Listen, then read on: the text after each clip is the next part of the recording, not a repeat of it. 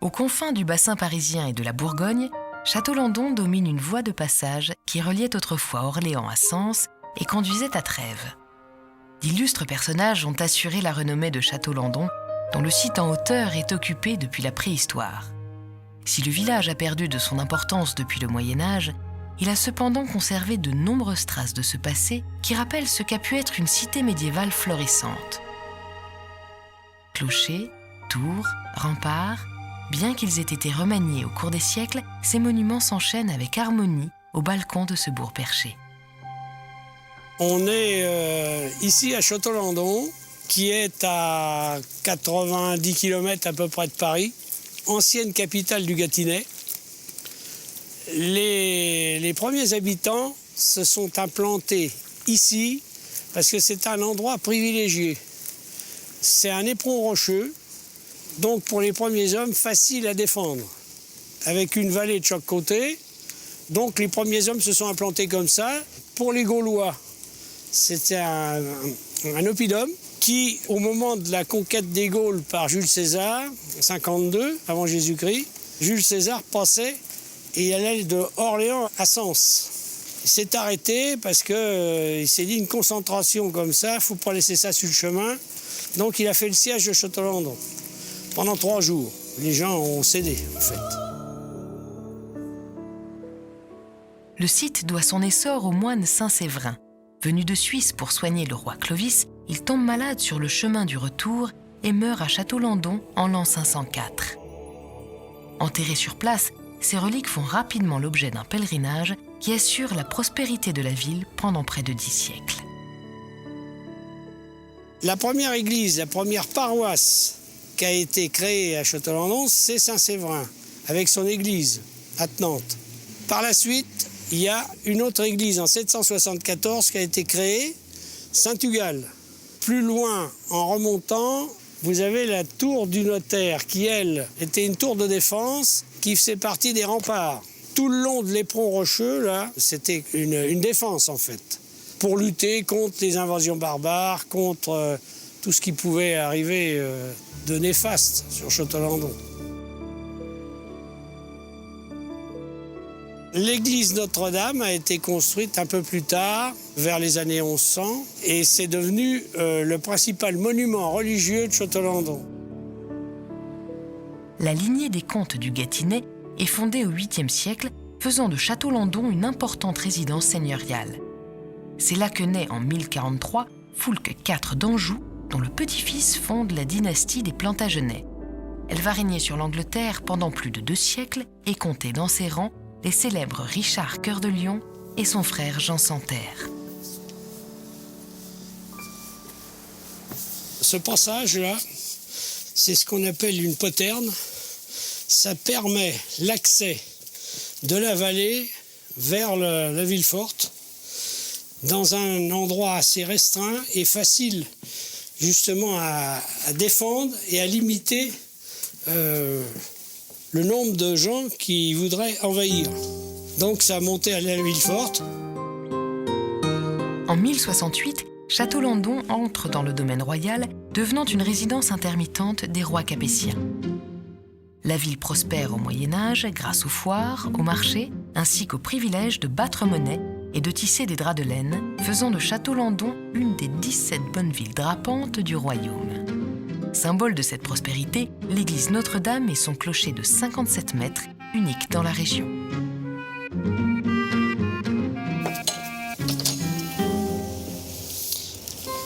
Bon, nous sommes ici dans l'église consacrée à Notre-Dame de l'Assomption. C'est une église qui est multi-style. Ça va du roman 11e et ça finit sur le 14 et 15e. On ignore d'ailleurs pourquoi et comment les choses ont été changées. Probablement qu'à une certaine période, elle s'est trouvée être ruinée. Il y a une partie qui devait être ruinée plus que l'autre. On a conservé ce qui était le meilleur pour reconstruire évidemment dans le style qui était l'époque à laquelle ils l'ont fait. Résultat, des différences si visibles qu'il suffit de tourner son regard pour changer d'époque et de style. Au nord, un bas-côté typiquement roman, avec ses arcs en berceau d'une élévation modeste et le dépouillement de la pierre nue. Au sud, des croisées d'ogives qui permettent une plus grande élévation des murs, des arcs brisés, une pierre ornée, sculptée et parfois peinte.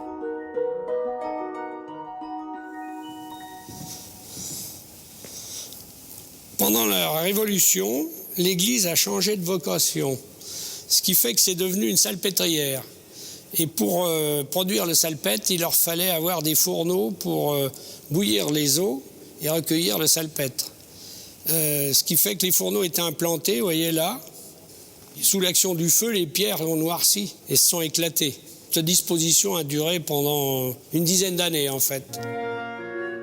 Les dommages, même légers, de la Révolution ne font qu'accentuer le déclin de la cité, amorcé avec la guerre de Cent Ans et aggravé par les guerres de religion. À plusieurs reprises, pendant près de 3 siècles, Château-Landon est occupé et ses églises pillées, malgré le système de défense et les solides remparts. Ici, vous avez la tour Madeleine qui servait de défense, en fait. Au-dessus, le long, vous avez le chemin de ronde qui s'interrompt là, mais la base du chemin de ronde continue à travers les maisons, en fait. Ça a été réaménagé par la ville et ça a évité, maintenant que c'est protégé, que les gens viennent voler les pierres dans le bas, là, vous voyez. Il y a eu des dégradations. C'est les gens qui venaient se servir. Ça servait de carrière, éventuellement.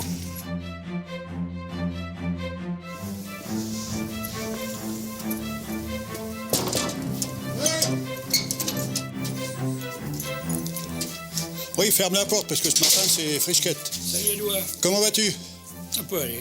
Bon, eh ben allez, tiens, viens voir un peu mes dernières trouvailles. Présent à Château-Landon depuis 45 ans, ce ferronnier fabrique entre autres des armes anciennes et perpétue à sa manière la tradition d'un artisanat d'art hérité du Moyen-Âge, celui des tailleurs de pierre, charpentiers et compagnons qui sillonnaient la France d'un chantier à l'autre. Alors les armes, mon professeur c'est Viollet-le-Duc. Mon fils il a une encyclopédie de Viollet-le-Duc et là-dessus, bon bah vous avez toutes les périodes, comment se faisaient les châteaux, les cathédrales et tout ça. Là il y a des armes, bon bah je me fie d'après ces croquis et je ne veux pas vous dire que c'est au millimètre, faut pas exagérer, mais j'essaye d'être le plus près possible de ces données.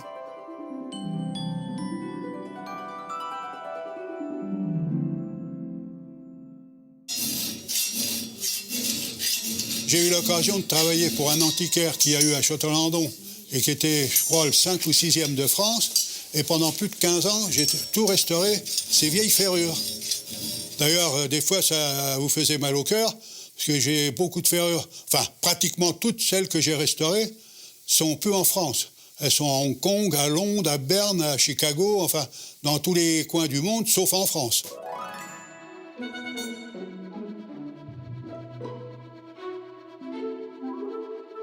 Cette empreinte médiévale qui caractérise aujourd'hui Château-Landon représente un patrimoine qu'il faut préserver, entretenir et parfois totalement rénover, comme pour la cave des Templiers où, malgré les siècles écoulés dans l'humidité, l'on distingue encore nettement les coûtes nervurées soutenues par le pilier central. Autre vestige de la même époque à restaurer, l'Hôtel-Dieu, construit au XIIe siècle pour accueillir les malades, souvent des pèlerins venus honorer Saint-Séverin. Là, nous arrivons donc dans l'Hôtel-Dieu. C'est un bâtiment de notre patrimoine important. Ça fait plusieurs années où ce bâtiment est dans cet état. Donc, il est sans affectation depuis de nombreuses années et donc on se doit, il est situé dans le centre de la ville de Château-Landon, il est important, il a une histoire et donc on se doit de le rénover. Alors vous constatez qu'il est dans un état plutôt de sauvegarde actuellement, donc pour nous il a un intérêt tout particulier et donc on souhaiterait pouvoir lui redonner la valeur qu'il avait, c'est-à-dire le rénover totalement, lui mettre une affectation propre à ce bâtiment, soit musée, soit d'exposition, soit salle de réunion, et éventuellement complété depuis les bâtiments qui sont sur rue par un office du tourisme pour ouvrir l'ensemble de ce bâtiment un petit peu plus au public et à l'extérieur. Un cadre champêtre en bordure de rivière, une architecture unique dans la région, un passé glorieux, autant d'atouts qui font de Château-Landon un site attractif. À l'autre bout du village, la rénovation réussie de l'abbaye laisse présager ce que pourrait être celle des autres monuments. On est ici dans une des salles les plus anciennes de l'abbaye, qui a eu des fonctions successives selon les époques. Ça a servi tantôt de dortoir, tantôt de réfectoire, tantôt de réception pour les pèlerins. Donc c'est la partie la plus ancienne où vous avez donc les murs qui sont très épais et qui faisaient partie des défenses en même temps.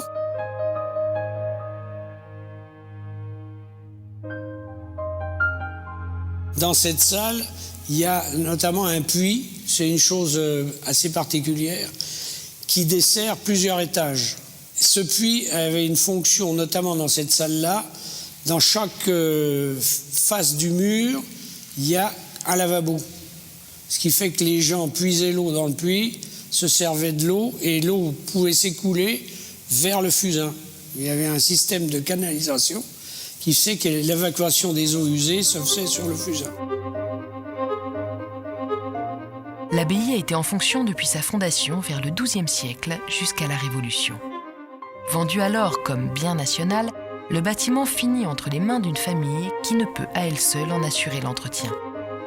La donation au département pour en faire l'une des premières maisons de retraite en France en 1892 a donc permis de sauver le bâtiment.